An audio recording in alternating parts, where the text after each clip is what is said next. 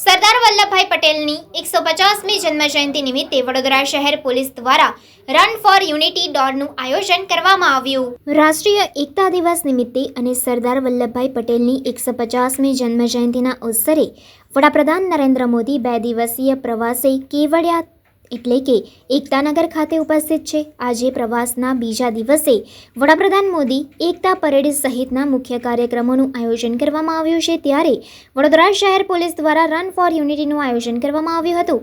આ દોડમાં વડોદરા શહેર પોલીસ વિભાગના ઉચ્ચ અધિકારીઓ સાથે કર્મચારીઓ અને વડોદરા શહેરની અન્ય સંસ્થાઓ અને નાના બાળકો પણ દોડમાં જોડાયા હતા।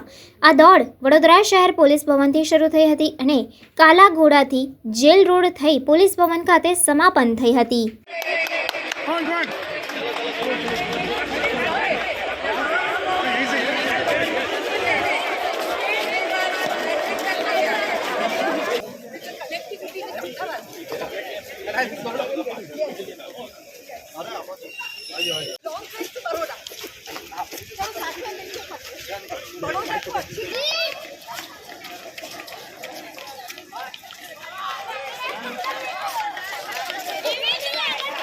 રાષ્ટ્રીય એકતા દિન આપણા ભારત રત્ન શ્રી વલ્લભભાઈ પટેલની 150મી જયંતિના દિવસે વડોદરા સિટી પોલીસ દ્વારા યુનિટી રનનું જે આયોજન થયું છે અને 25 રન જે વડોદરામાં થવાના છે એમાંનું આ પોલીસ ભવનના હેડક્વાર્ટર્સથી સીપી સાહેબની પ્રેરણાથી જે થઈ રહ્યું છે એમાં ખૂબ જ ઉત્સાહથી પાર્ટિસિપેશન આપણને જોવા મળે છે।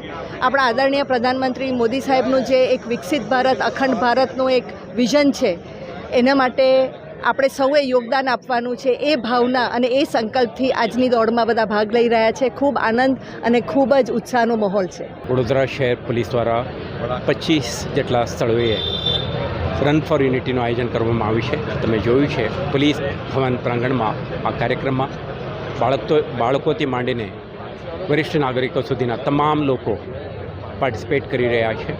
ખૂબ ઉત્સાહ અને ઉમંગ સાથે રાષ્ટ્રીય એકતાના સંદેશ ફેલાવવા માટેનો આ પ્રયાસમાં પાર્ટિસિપેટ કરી રહ્યા છે।